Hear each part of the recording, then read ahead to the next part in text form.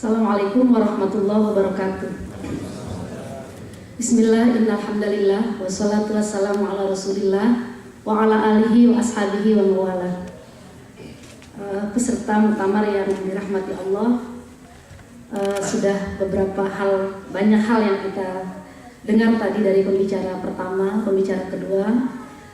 Saya mungkin melengkapi tentang berbicara tentang gerakan Islam, maka kita tidak terlepas dari berbicara masalah modal umat, kemudian juga masalah ciri-ciri khas gerakan Islam, kemudian agendanya, tribulasinya, dan juga solusi yang harus kita lakukan apa dalam menghadapi berbagai kendala-kendala atau tribulasi yang ada ya.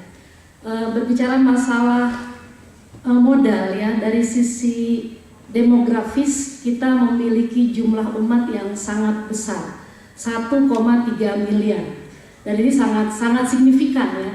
Dan memang ternyata populasi umat Islam tidak pernah surut ya, dari sejak masa Rasulullah sampai sekarang selalu memiliki meningkat ya, angkanya sangat signifikan. Misalnya di masa Rasulullah wafat, umat Islam baru 125.000. Ya, 125.000 orang. Kemudian pada masa sahabat ya, pada masa Khulafaur Rasyidin ini sekitar 500 sampai 600.000 orang. Terus meningkat, misalnya angka tahun 2002 dari statistik yang kita dapat adalah 1,115 juta. 1 miliar 115 juta orang. Tapi kemarin kami mengikuti muktamar di Kairo, dalam muktamar tentang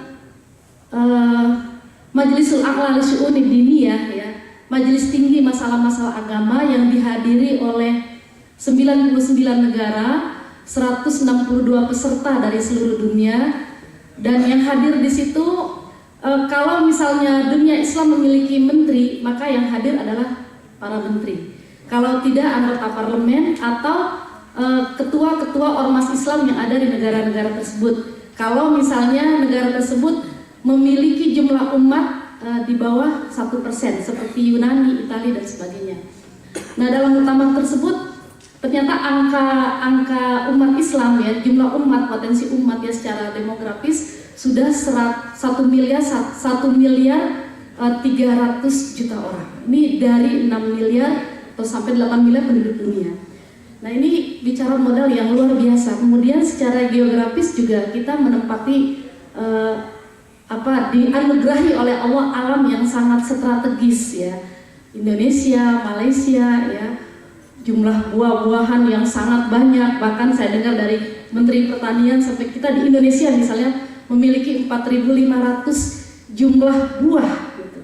4.500 macam buah-buahan. Ini kan luar biasa, karena kalau diurai misalnya di Indonesia atau Malaysia, pisang itu tidak hanya pisang satu macam, tapi ada pisang Ambon, ada pisang barangan, ada pisang kepok, ada pisang emas, ada pisang uli dan sebagainya ya. Kemudian dari bicara masalah jambu juga demikian banyaknya spesiesnya di Indonesia. Ada jambu jambu air, jambu kelutuk misalnya, ada jambu cincalo, jambu bangkok dan macam-macam.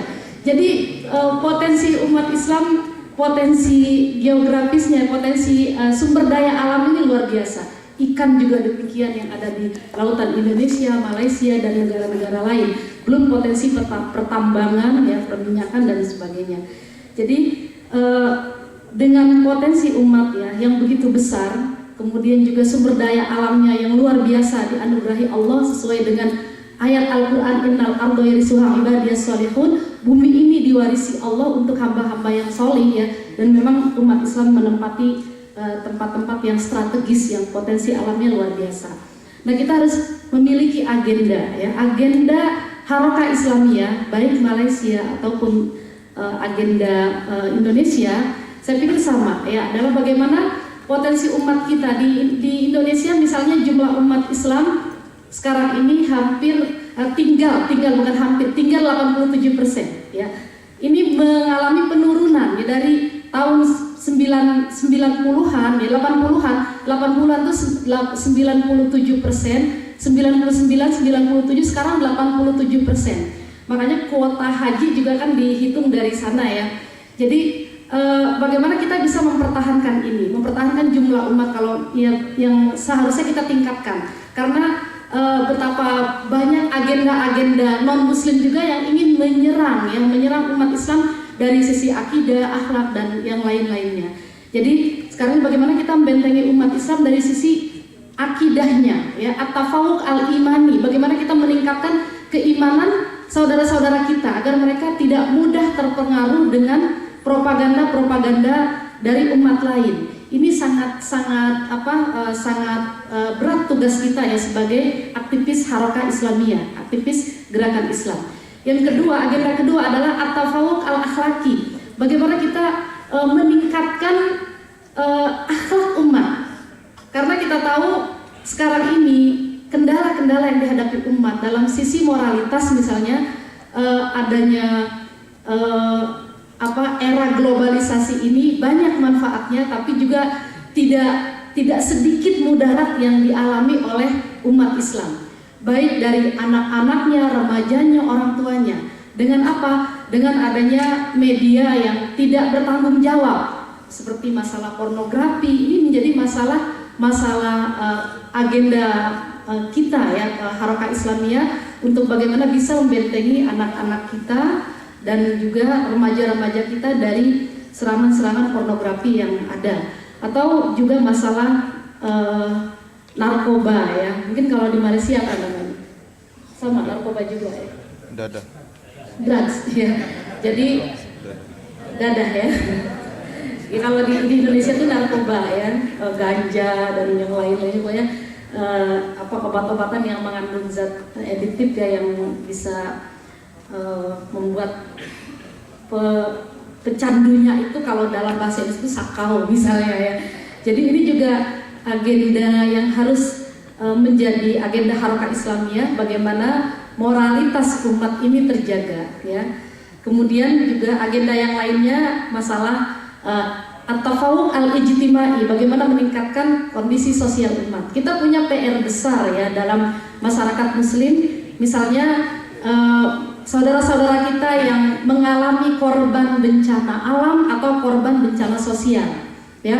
Korban bencana alam seperti yang terjadi di Indonesia misalnya, kan negara yang sangat potensial dalam menghadapi bencana-bencana ya, dan kita baru punya undang-undang penanggulangan bencana itu baru tahun 2007 kemarin diketuk ya. Jadi selama ini kita belum punya undang-undang tentang penanggulangan bencana ya. Sehingga dulu misalnya ketika terjadi bencana alam di Indonesia,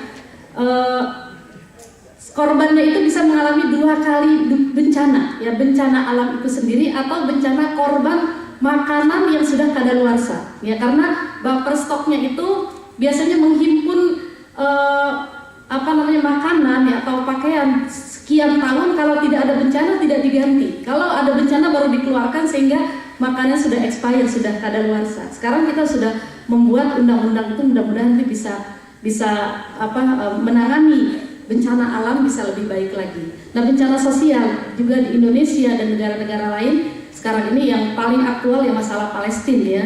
Sudah 60 tahun saudara kita di Palestina menderita, dan ada 10.000 orang dewasa yang dipenjara ya. Sudah ada 3.000 orang yang syahid, orang dewasa, 250 orang wanita yang syahidah, dan 800 orang anak yang syahid.